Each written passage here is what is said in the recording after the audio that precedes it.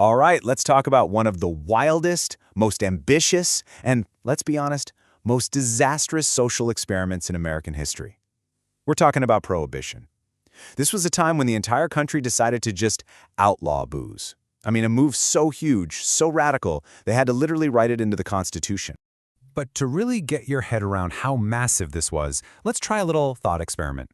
What if, tomorrow, coffee was made illegal? Seriously, imagine waking up and your morning brew, the cafe on the corner, all of it, suddenly against the law. You can't buy it, you can't sell it, you can't even make it. Sounds completely nuts, right? Well, that's pretty much exactly what happened with alcohol about 100 years ago. So let's figure out how on earth an entire nation decided to do this. So the big question is, why? Why would a country do this? Well, to get Prohibition, you've got to picture America back in the late 1800s and early 1900s. A lot of people saw alcohol as a genuine, massive social problem. They thought of it like this: raging river of vice that was just washing away the country's moral fiber. And for the temperance movement, the answer seemed pretty simple. Build a giant constitutional dam and stop the river cold. And look, this wasn't just a bunch of people wagging their fingers. They were pointing to some very real issues. Saloons, they were often tied to political corruption. And they got blamed for trapping families in these awful cycles of poverty and violence. The promise they made was, well, it was incredibly hopeful. They believed a sober America would be a healthier, more productive, and just a fundamentally better place to live. This didn't just happen overnight either. Not at all. This was the result of decades of really focused strategic activism. You had groups like the Women's Christian Temperance Union and especially the Anti-Saloon League, and they were incredibly good at what they did. They played the long game, slowly building up political power until, boom, 1916. They finally had enough dry politicians in Congress to make their big move. And just like that, the noble experiment, as it was called, began. On January 16, 1919, the 18th Amendment was officially ratified. That constitutional dam was now in place. The whole country was about to go dry. And just listen to the language in the amendment itself. It's breathtaking in how broad it is. It's not just you can't sell booze. It's you can't make it, you can't move it, you can't import it, you can't export it. It was a complete and total shutdown of the entire industry, nationwide. This was a serious attempt to re-engineer American society from the top down. So the amendment was the what, but the how was a thing called the Volstead Act.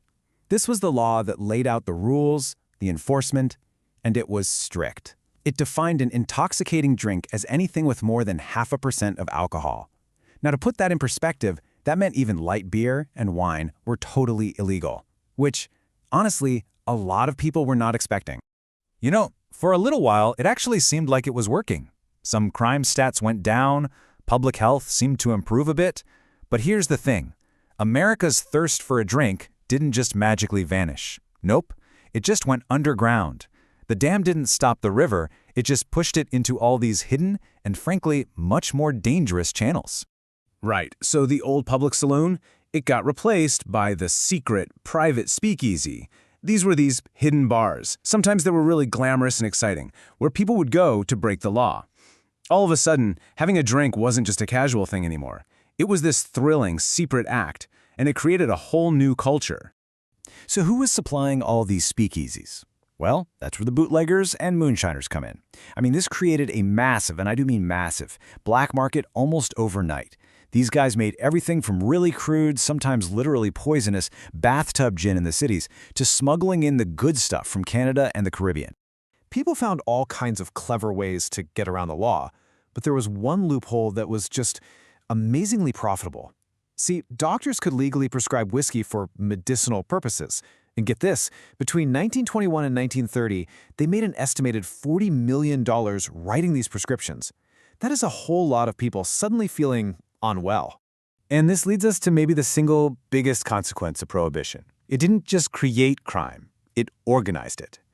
The insane amount of money to be made from illegal alcohol basically funded the rise of these incredibly powerful criminal syndicates. Guys like Al Capone in Chicago built empires, bribing police, bribing politicians. And it led to this shocking spike in violence and corruption.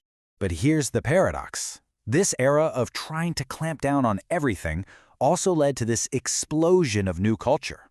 Speakeasies became these hotbeds for jazz music. That rebellious spirit of the time, it helped create the flapper, You know, that symbol of the modern, liberated woman? Even cocktails as we know them got super popular, mostly as a way to cover up the taste of some really terrible bootleg liquor. So by the early 1930s, the mood of the country had just completely flipped. The Noble experiment was pretty much seen by everyone as a total catastrophic failure.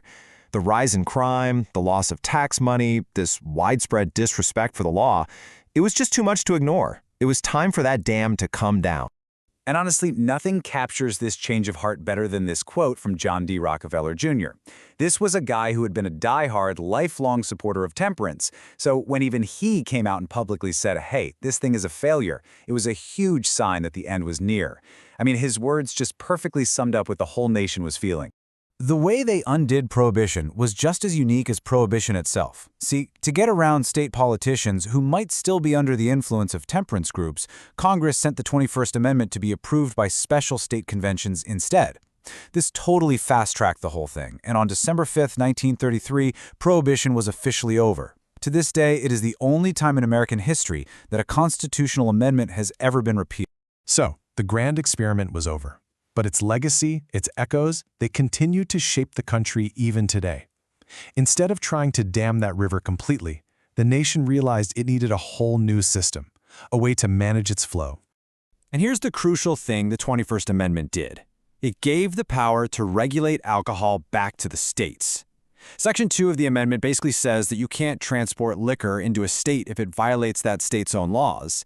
And that single idea created the system we all live with today. You can see the difference so clearly when you compare them like this. We went from one single federal ban for everybody to this complex patchwork of different laws at the state, county, and sometimes even city level. Instead of total prohibition, we got regulation and taxes.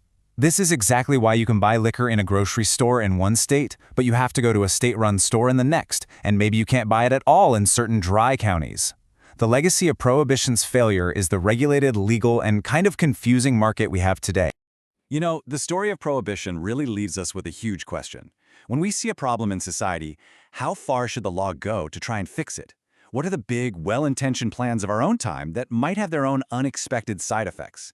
The Noble experiment is just this timeless reminder of that really tricky dance between law, liberty, and, well, human nature.